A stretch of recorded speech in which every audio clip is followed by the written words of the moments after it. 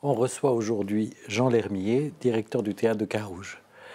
Le principe de notre travail, c'est les énigmes partagées. Donc on part de ce qui fait énigme, de ce qui fait question. Pour nous, l'inconscient fait question. L'inconscient, c'est l'insu. Est-ce qu'il y a un théâtre de l'insu?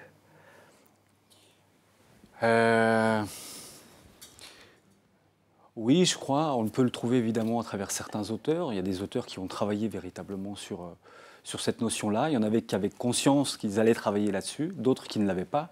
Je pense à Marivaux, qui, dans son écriture même, avait des lapsus, ou même Molière, j'ai pu en débusquer de temps en temps, ou dans la manière qu'a Molière, par exemple, quand il écrit L'École des femmes ou Le Malade imaginaire. La part autobiographique qu'il arrive à mettre dans l'œuvre, je ne sais pas si exactement il en avait conscience. Dans l'École des femmes, quand il vient d'épouser la petite Béjart, de 20 ans, sa cadette, et il raconte une histoire en vers, sur une forme classique, la forme de la tragédie, d'un homme qui décide d'acheter une jeune fille, bébé, et de l'élever, de la dresser, pour qu'elle ne soit pas infidèle, et qu'elle ne reste qu'avec lui. Et qu'évidemment, il a manqué juste une chose dans son raisonnement, c'est que dans une jeune fille, il y a un cœur qui bat et que là-dessus, il n'a pas de maîtrise. Et qu'il s'est échappé, le personnage d'Arnolphe s'est échappé pour un voyage d'affaires pendant quelques jours. Et comme il n'est pas Dieu, et qu'il n'était pas là, la petite, elle a rencontré, elle était sur son balcon, elle a rencontré un jeune homme, elle l'a vu, elle l'a aperçu, elle a été frappée par l'amour, et ensuite il n'aura de cesse dans la pièce, comme un saumon qui remonte le courant, d'essayer d'étouffer cet amour dans l'œuf, mais c'est trop tard. Et qu'à la fin, elle va le quitter et il en sera désespéré. Et je me disais, mais c'est hallucinant que lui écrive ça. La petite Béjart ne jouait pas. Donc elle a vu le spectacle. Et que moi, ce que je me disais, je m'amuse à me replonger dans le passé et à me mettre vraiment au moment de son écriture, comme si c'était du théâtre contemporain. Et je me disais, la petite, elle a vu quoi? Elle a vu un homme, un monstre, Arnolphe, comme Molière, qui était un homme de compagnie, un monstre de théâtre. Parce que voilà, ces passions-là nous dévorent et elles prennent notre vie. Et que ce qu'il montre dans la pièce, c'est que oui, cet homme-là est un monstre, mais qu'il l'aime et que son désespoir n'est pas moins grand que n'importe qui. Et que je me disais finalement, l'adoption de l'alexandrin, du vers, c'était peut-être la forme d'un poème pour dire à cette jeune femme qui était dans la salle que oui, il était un monstre, comme Arnolphe, mais que néanmoins, il ne fallait pas qu'elle le quitte. Et que, voilà, donc le malade imaginaire, évidemment, il écrit ça, il va jouer 4 représentations, il meurt à l'issue de la 4e, d'une fluxion, d'une pneumonie. On n'est pas sûr au moment de l'écriture qu'il était véritablement malade. Moi, je pense qu'il y a une préscience, il y a quelque chose qui fait que ça rôde. Qu'est-ce qui fait qu'à ce moment-là, il écrit une pièce sur la faim, sur l'angoisse, sur la mort, sur la peur, sur la maladie? Et que ce qui est hallucinant quand on regarde un petit peu l'œuvre de près, qui s'appelle Le malade imaginaire. Et que je me disais, mais pourquoi il a pris une maladie imaginaire? Parce qu'en fait, il était dans une situation potentiellement de prescience, de savoir. Ça pose la question du titre et de à quoi il faudrait associer le mot imaginaire. Et que moi, en regardant ça, je me disais, qu'est-ce que voit le spectateur de 1673? Il voit Molière en train de cracher son propre sang. Il voit quelqu'un qui est malade. Donc il est malade. Que le fait que Argan pense qu'il est malade et qu'autour de lui, des gens lui disent « vous n'êtes pas malade », ça le rend malade. Donc il est malade. Et le troisième point, c'est dans le 3e acte, à l'initiative de Bérald et de Toinette, quand on lui fait contrefaire le mort et qu'on va faire passer Béline et sa seconde épouse, et puis sa fille Angélique, on va les faire venir, sans croire qu'il est mort.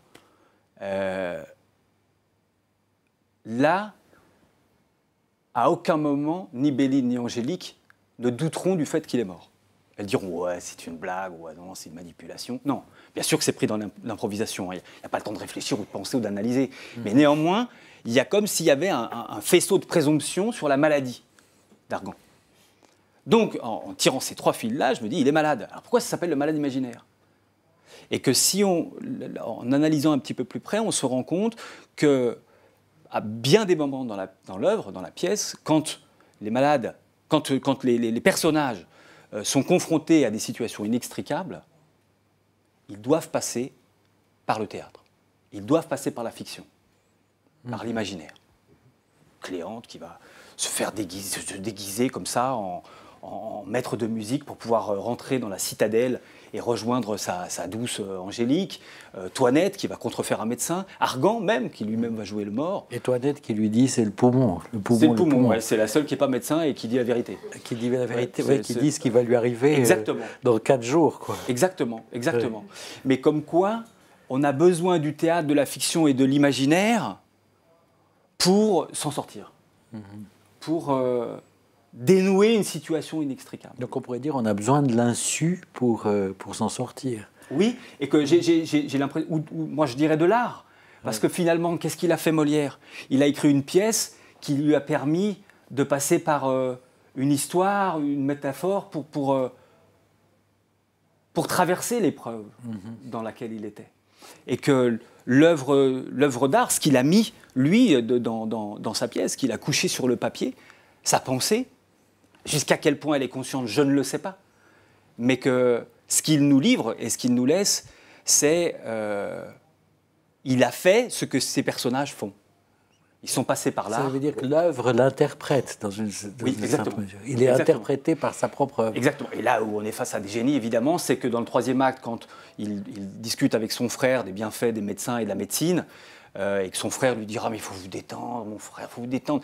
Allez au spectacle, allez voir un spectacle de théâtre, allez voir un spectacle de Molière. » Et Argan, joué par Molière lui-même, lui répond « ne me parlez pas de ce Molière, c'est un grand impertinent, s'il vient tomber malade, tout ce que je souhaite, c'est que le médecin refuse de le soigner et qu'il crève, qu'il crève. » Molière est en train de crever, la salle est morte de rire.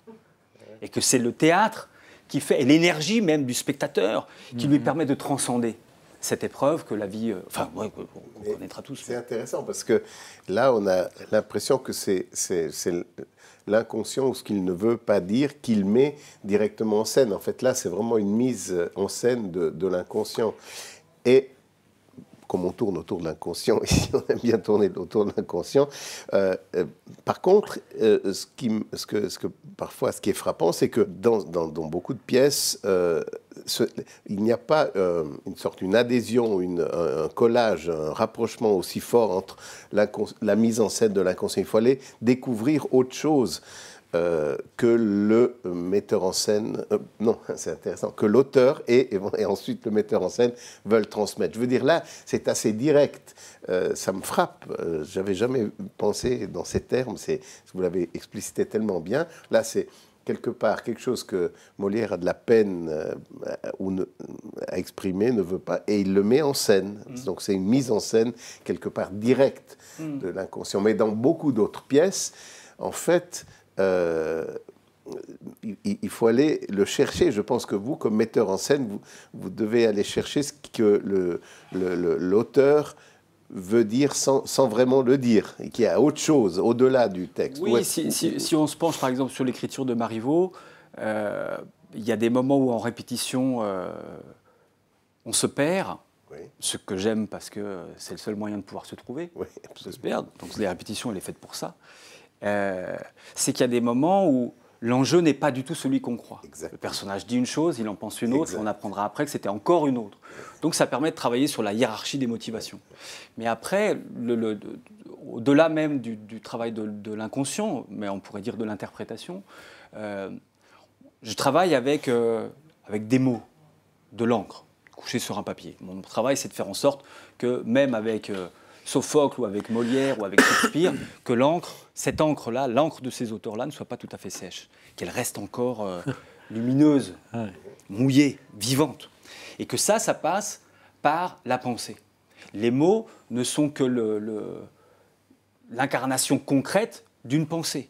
Mais que, après, c'est à moi, à travers l'équipe avec laquelle je partage cette enquête, cette énigme, d'essayer de comprendre quelle est la pensée qui va nous amener à ces mots-là. Donc, et que là, c'est vertigineux. En fait, vous réalisez une interprétation au sens musical du terme. C'est comme si vous avez une partition, des mots, des alexandrins, et qu'il faut les interpréter. Pour appuyer le jeu de l'amour et du hasard, le personnage de Dorante. Le jeu de l'amour et du hasard, c'est... Il y a deux, un jeune homme et une jeune fille de très bonne famille. Et le père a décidé de faire rencontrer à sa fille le fils d'un de ses amis.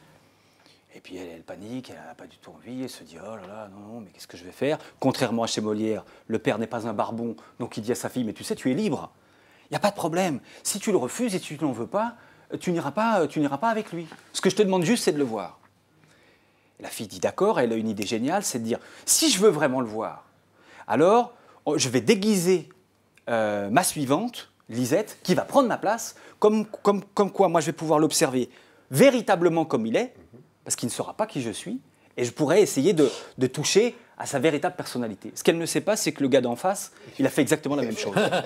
Comme quoi, ils étaient faits quand même pour se rencontrer, ces deux-là. Ils ont un esprit... et que on a mal compris la pièce à l'époque, qui disait, mais c'est une pièce en 2 actes, puisqu'à la fin du 2e acte, Dorante va dire qui il est. C'est insupportable pour lui, parce que, voilà, il souffre de ne pas pouvoir avouer l'amour à cette fille qu'il pense être une chambrière, et il lui dit qui il est. Donc, pour les journalistes de l'époque, ils disaient, ben voilà, à partir du moment où il s'est dit, c'est rien, et qu'il n'avait pas peut-être senti ou appréhendé la subtilité ou la finesse de l'écriture de Marivaux. C'est que dans le 3e acte, ce qui est sublime, c'est que la fille, elle ne dit pas qui elle est. Et que ce qu'elle veut faire, c'est faire plier Dorante pour qu'il l'accepte telle qu'il croit qu'elle est. Ouais. C'est-à-dire, si tu m'aimes, tu dois m'accepter comme une chambrière. Et tu dois être prêt à renoncer à ton héritage, à ton père, à ton histoire, à tout ce qu'on t'a appris. C'est le prix de l'amour. Et que ce qui est hallucinant, c'est qu'à la fin, le personnage de Dorante, il va dire une réplique qui est mythique, on la retrouve dans tous les livres de théâtre, c'est « le mérite vaut bien la naissance ». Moi, l'acteur qui jouait ça, il jouait ça de façon un peu héroïque. « Le mérite vaut bien la naissance ». Je disais non. Non, c'est plus compliqué, il l'invente. Il ne le sait pas. Il n'a pas appris, il ne connaît pas le texte de Marivaux, donc il l'invente. Donc je commence à lui faire parler moins fort, Je disais, il balbutie, il cherche en même temps. Il est en train de se dire, quand il dit, mais mon père, il sera convaincu quand il vous verra. Je lui disais, mais ne pense surtout pas qu'il sera convaincu, le père ne sera absolument pas convaincu.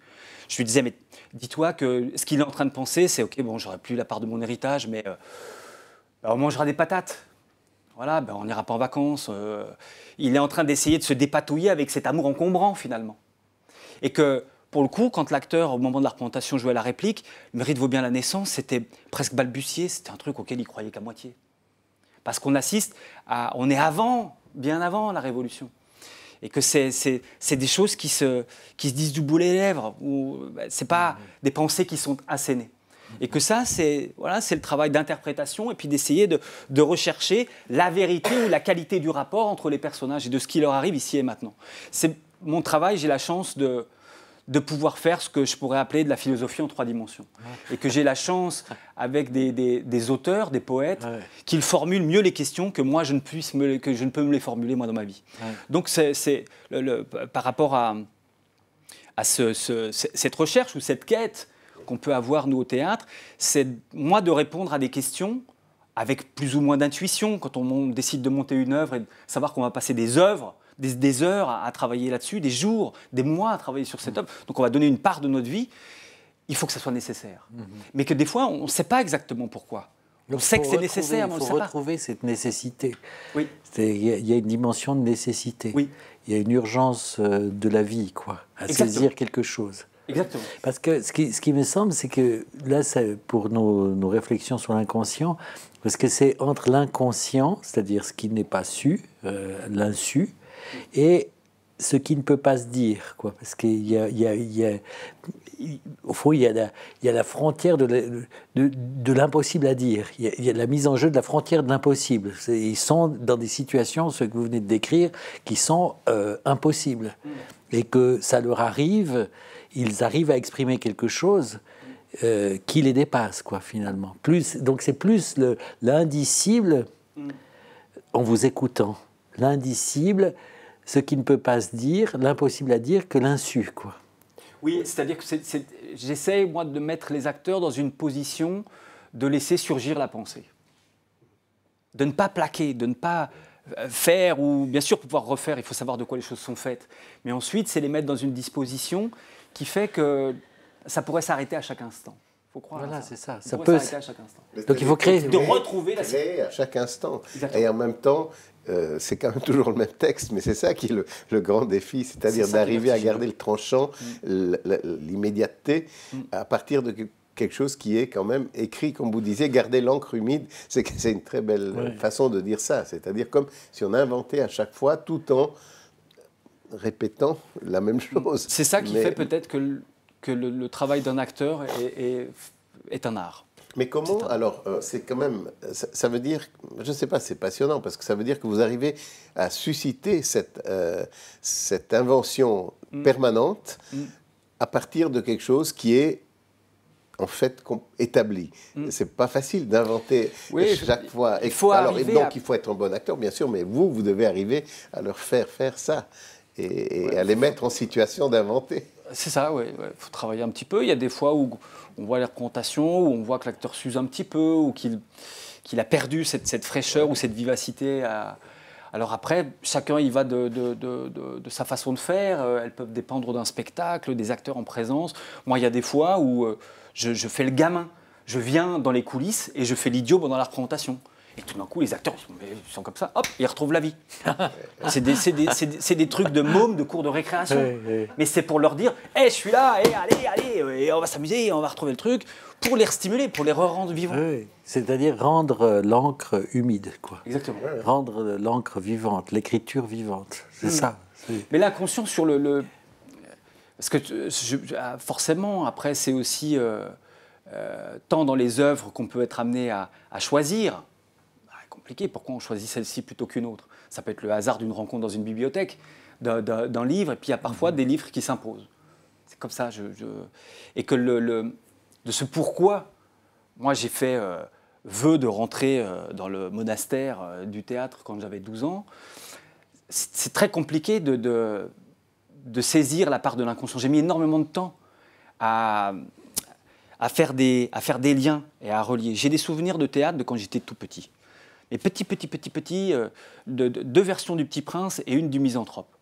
Une du Petit Prince sur une place de village dans le sud de la France, où je devais avoir 4-5 ans. Et j'ai été très surpris, parce que la Rose, c'était une danseuse qui jouait la Rose. Ça, je me suis dit, c'est quand même étrange, c'est pas une Rose, c'est une danseuse. Ça m'a intrigué. La deuxième chose, c'est quelques mois après, c'était une autre version dans ma maternelle du Petit Prince, et j'ai le souvenir du décor. Des décors. J'avais des globes comme ça qui faisaient les différentes planètes. Et j'ai un souvenir très très précis de la scénographie. Je ne sais pas pourquoi. Et que l'autre chose, c'était le Misanthrope. Pareil, sur une place de village où je devais être parmi le dernier rang, on voyait les acteurs en tout petit comme ça. Et je me disais, c'est étrange, tous ces gens qui sont ensemble pour écouter. Des gens qui racontent des histoires. C'est tout. Et puis après, ça s'est déclenché plus tard, à 12 ans. Quand, au hasard d'une récitation, à l'école, Tartarin de Tarascon, de Daudet, un extrait qu'on doit apprendre. En général, la récitation, voilà, les élèves viennent et puis ils annonnent, parce que ça ne reste qu'un exercice de mémoire. Et je ne sais pas pourquoi, j'ai fait ma première mise en scène sans le savoir. J'ai fait un décor qui était somme toute très réduit parce que c'était une chaise. Je faisais exister un personnage à l'extérieur, je frappais sur le tableau, je faisais toc, toc, toc, Jeannette, mon chocolat. Et il s'est passé une chose, c'est que moi, j'étais dans mon histoire et que mes camarades de classe qui me regardaient, qui étaient les spectateurs, riaient énormément. Et plus ils riaient, moins j'avais envie de rire. Et qu'à 12 ans, j'étais petit, ce qui n'a pas beaucoup changé, mais j'ai eu la sensation d'être traversé par quelque chose et d'avoir les pieds qui s'ancraient très, très, très profondément dans le sol et puis d'avoir quelque chose qui était relié, connecté à autre chose. C'est ce qui s'appelle un moment de grâce. Après, quand on a touché à ça, on passe sa vie à courir, à retrouver ces petites choses-là, ces tout petits moments-là. Et j'ai eu 20 sur 20 en récitation. J'étais très fier, je suis rentré super content à la maison. Puis avec la sensation qu'il s'était passé quelque chose. Je rentre, je fais partie d'une famille nombreuse. Et on me dit, tu as eu 20 sur 20 en quoi? En récitation. J'ai senti une pointe de déception, parce qu'on était plutôt dans les maths et la physique. Donc je dis, ah bon, récitation, d'accord. Et puis, dans la cuisine, on dit, fais-nous ta récitation. Et je fais ma récitation. Le bide absolu. Ils étaient consternés. Ils me regardaient comme ça en disant « il a eu 20 sur 20 pour ça ?» Plus ils me regardaient comme ça, plus moi j'essayais d'en faire. Évidemment, je m'attachais au résultat de la représentation précédente et pas au chemin. Et que dans la même journée, je me suis dit « je vais donner ma vie au théâtre et ça ne sera que du travail. » Et je n'ai fait que ça. Et puis après, j'ai essayé de comprendre, mais qu'est-ce qui m'a amené à ça? Pourquoi il y avait une telle... pourquoi j'étais... Qu'est-ce qui s'est passé? Qu'est-ce qui a bien pu se passer? Et puis après, j'ai fait d'autres liens qui sont très intimes, très personnels. Où, quand à un moment donné, j'ai travaillé sur Antigone de Sophocle, il y a une vingtaine d'années. J'abordais une tragédie. Et puis, je travaillais avec les acteurs et je travaillais ça comme du théâtre du quotidien. Il n'y avait absolument pas ce qu'on pourrait attendre de la tragédie. C'était du quotidien. Et après, j'ai vu le spectacle, je me suis dit, mais ça va pas du tout, c'est pas comme ça, on peut jouer ça. Et j'ai essayé de comprendre. Et en fait, je me suis rendu compte que moi, la tragédie, je l'avais connue dans ma vie. C'était ma vie. Il m'est arrivé des choses qui sont de l'ordre de pièces de Sophocle. Des trucs mystérieux qui nous échappent, qui nous dépassent, qui sont le sel même de la vie, qui sont mon carburant, mon moteur même. À 2 ans, je perds mon père dans un accident d'avion. Il était avec un élève dans un aéroclub, ils se sont crashés. J'ai 2 ans. 10 ans plus tard, je perds mon frère aîné, qui avait 20 ans, dans un accident d'avion. Le même aéroclub. 10 ans plus tard, je perds mon petit frère dans un accident d'avion. Le même aéroclub. Là, c'est juste hallucinant. Parce que quand vous connaissez à 10 ans ou à 20 ans, quand vous avez cette conscience que la pesanteur, c'est pas dans les livres. La pesanteur, c'est un corps qui se casse. Quand vous avez accès à un PV de gendarmerie et qui vous raconte l'état de votre frère, c'est des choses qui vous amènent une réalité, une dureté, une trivialité qui fait qu'après, je me disais, mais je comprends qu'il y a des moments où je suis terriblement dans la vie et que dans cette petite chose ou ces états de grâce que me procure cette passion-là, comme ça l'a fait pour mes frères et que ça l'a fait pour mon père, qui étaient des passionnés et qui étaient des gens qui aimaient avoir la tête dans les nuages et qui, je pense, cherchaient ces moments de braver la pesanteur. Et je me suis rendu compte que dans mon travail avec les acteurs et en me glissant dans les chaussures ou dans les chemins de pensée des auteurs, je me mettais à leur service et que je ne faisais pas autre chose que d'essayer de braver la pesanteur, de trouver un point de légèreté dans la gravité. Et que ça vous constitue, mais tout ça, maintenant, je peux le dire aujourd'hui, je ne le savais pas. C'est fait de bribes, de rencontres, et puis peut-être que la chance, ça se provoque, les rencontres se provoquent, le hasard, ça se provoque, je le crois. Mais de quoi c'est fait tout ça? Donc quand on est construit, quand on est pétri de cette chose-là, et que j'avais la chance, très jeune, d'avoir un sens à ma vie, à travers cet art, qui était... à l'école, voilà, je sais ce qu'il fallait faire. J'ai toujours considéré jusqu'au bac que c'était la garderie. Voilà, on me gardait, voilà, il fallait aller là-bas. Puis en parallèle, je faisais les groupes théâtre. Et là, c'était autre chose. Là, c'était mon élément. J'étais sérieux, je ne sais pas pourquoi. Je chahutais, mais j'avais 14 ans, je prenais les acteurs, je les mettais par terre pour qu'ils jouent les situations. Pour y croire, je voulais y croire. Mais je ne savais pas. Ma mère qui devait garder parce que j'étais mineur. Donc le lycée me passait une salle. Donc elle est obligée d'avoir un adulte pour nous garder. Et ma mère sortait des répétitions consternantes en disant « Mais arrête! Mais c'est pas possible, tu les martyrises !» Et moi, je ne me rendais pas du tout compte.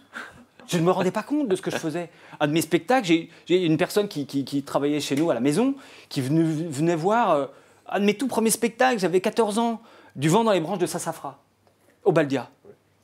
Et puis cette dame vient voir le spectacle, puis après elle m'en parle, elle me dit « Oh, c'était formidable !» Puis moi je joue un Indien, un petit rôle, je fais la mise en scène, je fais tout en même temps. Et puis elle me dit « Oh, puis alors là, la mise en scène, oh là, quand tu faisais l'Indien, puis que tu violais la fille... J'étais là, pardon ? J'ai violé la fille ? Et je ne me rendais absolument pas compte de ce que je faisais. J'étais un môme qui faisait des situations parce que voilà, l'Indien il était là et puis il attaquait la fille et je le faisais. Et c'était des choses qui me dépassaient complètement. Ouais. Et que avec le temps, forcément, on acquiert un savoir-faire. La difficulté et l'intérêt, c'est d'essayer de cultiver un savoir défaire. C'est-à-dire de ne surtout pas se reposer sur une chose qu'on saurait. Ce qui m'intéresse, c'est ce que je ne sais pas. Ce que je sais, ça ne m'intéresse pas, je le sais. Donc ce qui m'intéresse, c'est ce qu'il y a à inventer, à découvrir, à cheminer. Et qu'avec le temps, ce qui est délicat, c'est d'essayer de retrouver ces plages d'improvisation, ou ces petits moments où vous vous échappez, où vous vous dépassez. Ouais. Alors ça peut le faire dans des grandes séquences de travail, dans des grands mouvements comme ça intérieurs, on est fatigué, où on cherche des choses, et puis que ça se fait en général dans les tout derniers jours, où il y a des idées qui nous échappent. Des choses qui surgissent. C'est ça, d'essayer de cultiver ça. Il n'y a pas une plus belle description que vous venez faire de l'inconscient, finalement. Parce que ça nous dépasse complètement, on ne sait pas ce que c'est. Si on essaie de le saisir, ça échappe. En même temps, ça ne se réalise qu'au présent. C'est toujours dans la surprise. L'inconscient, c'est le lieu de la surprise. Et au fond, cette description que vous venez faire est extrêmement émouvante, quoi. Il est incroyable, parce que ça veut dire créer une mise en scène, comme vous le pensez, cet allègement, c'est créer des conditions d'émergence de quelque chose qu'on ne connaît pas, quoi. C'est ça, qui échappe autant au metteur en scène qu'au comédien, quoi, finalement. Oui. C'est ça que vous dites. Le metteur en scène, lui non plus, n'est pas dans le... Il ne dit pas « je vais faire ça, A, B, C, D ». Il est comme le mathématicien qui découvre une formule. Oui. Il met ses trucs, ses équations, il dort, et puis il se réveille au milieu de la nuit et dit « ah voilà ». C'est comme ce qu'on partage là, c'est une expérience. Il y a des intuitions. On va essayer de tirer des fils. Mais après, de là où ça va nous amener, à partir du moment où c'est une expérience collective, puisque je suis au service d'un auteur, puisque je partage ça avec mon équipe, ma garde rapprochée, qui sont mes collaborateurs artistiques, puisque je partage ça ensuite avec des acteurs qui vont m'envoyer des signaux qui ne sont pas les miens. Et l'idée, c'est que j'essaye de mettre tout le monde à l'unisson, mais avec justement les surprises et de cultiver ces surprises-là. De ce qui fait que ce n'est pas une pensée unique, mais qu'on essaye de travailler de façon plus kaléidoscopique. C'est-à-dire que le personnage, il existe par la succession des différentes séquences qu'on va donner à voir à travers la pièce, et pas dans une dramaturgie de cause à effet un petit peu simpliste. C'est d'essayer de trouver justement les points de rupture qui font que, je le dis de façon très simple, si on me prend ce matin, on a eu une première tard, qui a terminé tard hier au théâtre, je me suis levé super tôt, j'étais fatigué, on aurait pris un Polaroid, on se serait dit, oula, Lhermier, il est compliqué, hein, il a l'air méchant, il est comme ça. Et puis là, on va sortir de l'émission, je serais super content, on va prendre un Polaroid, puis on va dire, ah ben Lhermier, non mais Lhermier, il est tout ça. Après, c'est de travailler sur une scène, qu'est-ce qu'elle raconte, et puis ensuite, c'est la juxtaposition de ces différentes scènes qui vont construire un personnage. C'est d'essayer de retrouver des chemins de la vie, finalement. Oui, mais c'est comme vous avez dit, vous allez déconstruire, défaire, pour réinventer en permanence. Moi, ce qui me frappe, c'est vraiment la coexistence dans ce travail, qui est finalement aussi souvent le travail de la vie, mais là, évidemment, c'est à des moments précis dans le théâtre, c'est d'arriver à avoir cette encre, ce qui a été écrit, et puis de le réinventer en permanence pour garder la vivacité. Donc, bon, on utilise un terme très souvent, c'est quelque chose de diachronique qui est donc écrit, c'est un mot après l'autre, et puis d'arriver à produire ces moments de synchronie, d'invention, de créativité qu'on ne peut pas prédire, mais en même temps, ce n'est pas, entre guillemets, n'importe quoi, parce que c'est évidemment quelque chose qui est tout à fait dans le sens. Et ça, c'est un peu le mystère du théâtre qui arrive à passionner le spectateur. Sinon, on raconte, on écrase avec de l'exposition, et c'est mort. Bon, moi, il me semble, dans ce que vous décrivez et que Pierre reprend, c'est-à-dire c'est prendre du texte et puis faire une expérience temporelle, quoi. Parce que, bien sûr, il y a toute cette anamnèse, enfin cette histoire impressionnante d'échapper à l'apesanteur des têtes dans les nuages et de retomber, mais enfin, ça fait un schéma gravitationnel tragique. Mais en même temps, c'est une temporalité, quoi. C'est-à-dire, c'est échapper à l'apesanteur, c'est échapper au temps. C'est-à-dire, pour que ce texte de Molière retrouve sa force, et il faut qu'il soit remis au présent, quoi, dans une sorte d'immédiateté. Et au fond, vous faites une mise en scène du temps. Vous remettez le temps en jeu. Un temps présent. Pour Molière, je dirais. Non, pas seulement pour Molière, mais je prends Molière parce que j'ai eu l'occasion récemment de voir Le Malade imaginaire et d'en parler. L'école des femmes, c'était il y a 2 ans, je crois. Oui, le rapport au temps, au théâtre, évidemment, il est au cœur du sujet, puisque une représentation, elle s'arrête, elle a une fin. Un spectacle, il a une fin à la fin de son exploitation.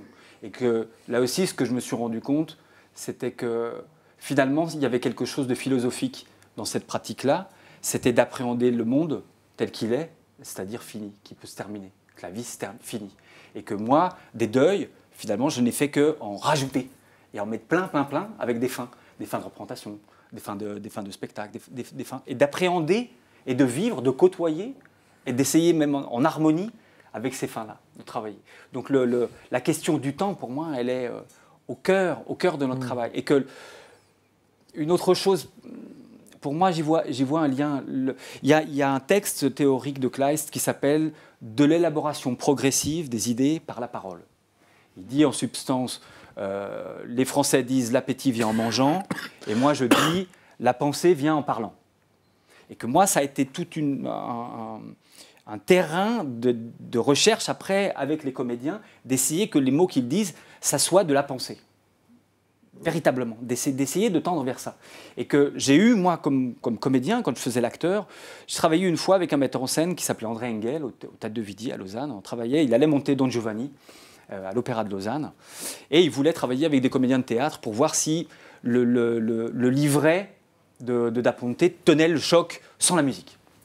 Puis on a commencé à travailler en français. Moi, je faisais le commandeur, j'adorais ça.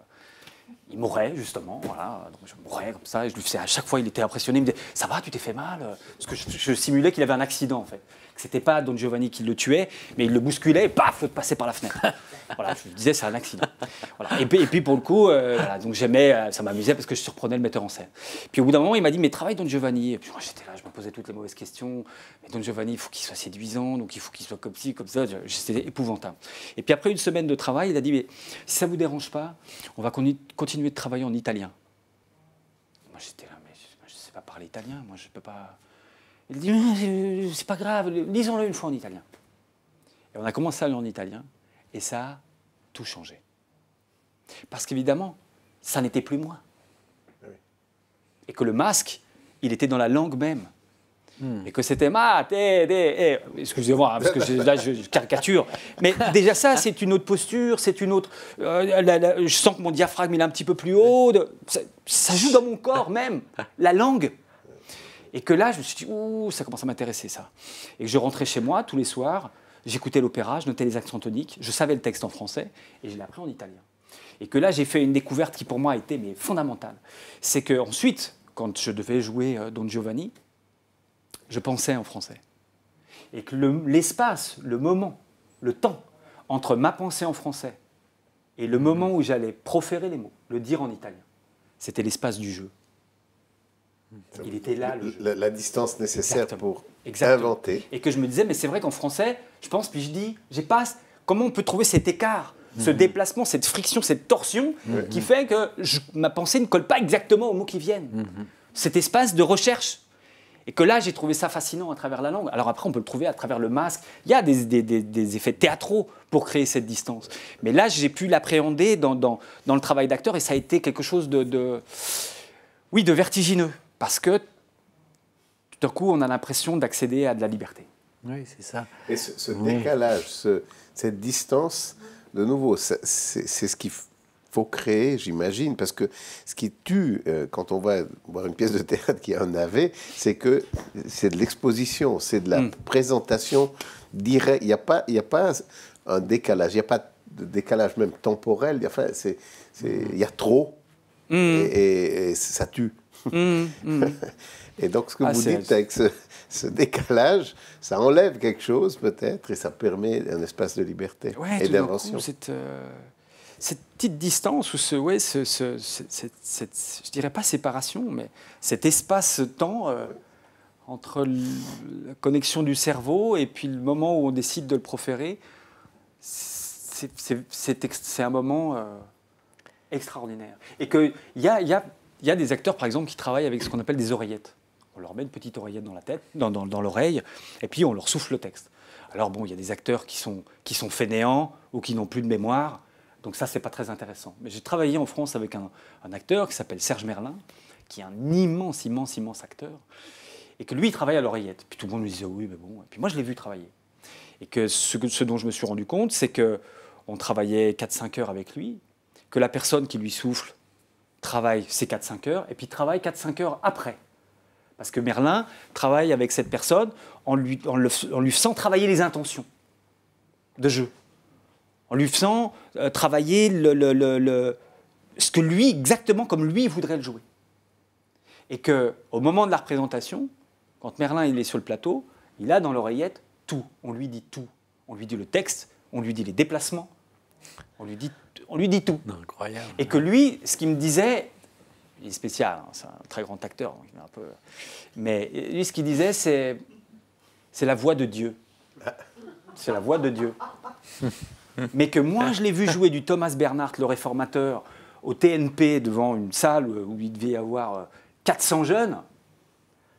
C'était des salles chaudes, costaudes. Et il les tenait parce que sur le plateau, on n'avait plus un acteur, on avait un animal. Et qu'il arrivait à faire une chose que moi je trouvais unique. Souvent, vous mettez un animal sur un plateau, les acteurs ils sont battus, hein, ils ne peuvent rien faire. Tout le monde va regarder le chien, ou va regarder le lapin, ou va regarder le cheval, en disant bah ouais, lui il est vrai, il est nature, et les autres ils essayent de. Mais vous mettez un chien à côté de Merlin, on regarde Merlin. Et que pour moi, ça passe par cette technique-là où il peut tout oublier. Parce qu'il n'a pas de peur ou d'essayer de se souvenir ou de. C'est pas ça. C'est ensuite, il se concentre sur l'instant, sur le rapport, sur le partenaire, et paf, il choisit le moment où, hop, il envoie la réplique. Et que je me suis rendu compte que c'était véritablement une technique de travail.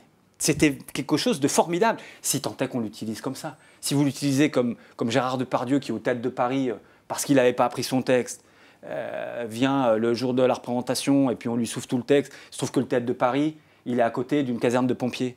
Et un jour, dans son oreillette, il a eu « Attention, attention, alerte, les pompiers !» Heureusement, il ne l'a pas répété. Il a simplement fait baisser le rideau.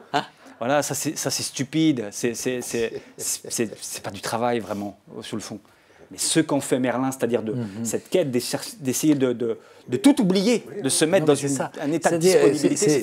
C'est l'écart, c'est l'instant, c'est l'oubli, c'est la distance, c'est le surgissement. C'est tout un monde... presque adimensionnel, atemporel, tout à fait propre au fonctionnement de l'inconscient, quoi. On peut dire. L'inconscient, c'est le processus primaire, atemporel, sans contradiction, sans négation, sans lieu. C'était comme s'il fallait créer ce lieu vide, ce lieu en exclusion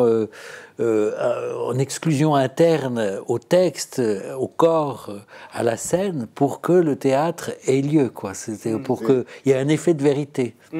L'écart créateur, ça permet le surgissement de quelque chose qui vient d'ailleurs. Il faut quelque chose qui échappe, quoi. Ouais. Qui échappe au metteur en scène, qui échappe à l'acteur, qui échappe au texte, qui échappe à l'auteur. Oui, on court après ça. On peut se dire que les metteurs en scène, ils cherchent le pouvoir. Moi, c'est vrai que je cherche à maîtriser la représentation. Il y a un moment où je la maîtrise, et non pas par goût de pouvoir, mais par déontologie. C'est que les gens, ils ont payé leur place, et que la moindre des choses, c'est qu'ils aient une qualité de spectacle égale. Mais après, c'est sur cette base-là, qu'elle serve de tremplin aux acteurs pour qu'ils puissent décoller, pour qu'ils puissent aller se surprendre et ne plus tout à fait toucher terre. Ouais. Bon, je me disais, mais il y a peut-être quelque chose de ça dans une séance d'analyse, parce que là, c'est un texte de Molière ou de Marivaux. Une séance d'analyse, c'est un texte, c'est des traces laissées par des expériences, construite par soi-même, quelque chose qui est à son insu. Puis au fait, il faut créer les conditions que quelque chose se produise dans la séance. Parce que si on ne fait que raconter sa vie, saisir sa vie comme récit, comme certains l'ont dit, il n'y a pas d'effet de surprise, d'invention, de recréation. Et là, il faut... ce que vous dites, je me dis peut-être que l'analyste, ou l'inconscient peut-être, que l'inconscient entre en jeu comme un metteur en scène, quoi, de quelque chose qui est complètement nouveau. Parce que si on veut que quelque chose change dans une séance d'analyse, il faut qu'il y ait du nouveau qui se produise, du surprenant, de l'inédit. Et que là, c'est parce que vous en parliez tout à l'heure, c'est vrai que le Malade imaginaire 1673, mais que quasiment tous les soirs, là au Théâtre de Carouge, j'ai des spectateurs qui sortaient en disant « Elle est formidable, votre adaptation ». Ils pensaient que j'avais réécrit le texte. Et j'étais « Mais j'ai pas touché un mot du texte ». « Ah bon ?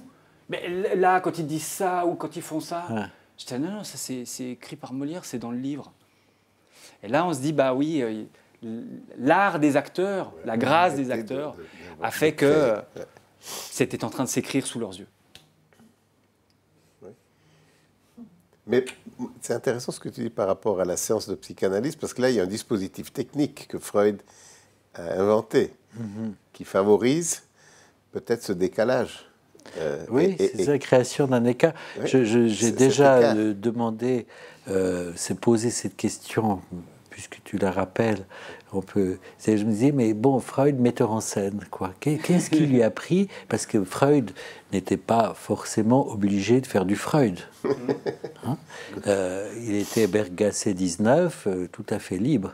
Et au lieu de garder le dispositif comme celui qu'on a là, avec face à face, il invente divan-fauteuil, qui est un dispositif qui crée un écart, qui casse quelque chose, qui donne un autre statut à la parole. Une voix qui vient un peu d'ailleurs, si je peux. Enfin, peut-être qu'on va un peu vite, mais comme pour l'oreillette, ça crée un décalage et quelque chose peut sortir. Quelle intuition il a eu pour que le texte du sujet trouve une autre valeur. Il faut couper le regard. Et comment il en est arrivé à là, justement? J'en sais rien, je vous le demande. On va lui téléphoner. Mais non, c'est formidable de se dire, mais qu'est-ce qu'il a poussé? Qu'est-ce qu'il a eu? Alors bon, on dit des fois que c'est parce qu'il supportait, il disait ne pas supporter d'être regardé toute la journée. Bon, j'en sais rien. En plus, j'ai entendu ça, je suis même pas sûr de l'avoir lu. Non, je pense que là, il y a une histoire de mettre la voix et le regard dans un écart. Et créer un écart qui tout à coup donné par ce dispositif, cet artifice, quoi. C'est finalement un artifice, une valeur différente au texte que le patient dit, ou on pourrait dire le texte par lequel le patient est parlé. S'il vient en disant « j'ai pensé vous dire ça », c'est que c'est déjà quelque chose qui a eu lieu. L'encre est sèche. Je pense que ma mère...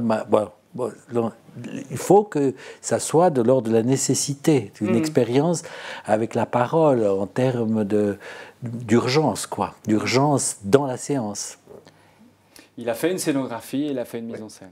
Il est passé par l'espace, le traitement de l'espace, le traitement de l'accessoire, de l'objet, du décor, pour arriver à faire surgir la parole. Là, on a... La parole surgit, et là-dessus, on doit s'arrêter. On doit s'arrêter.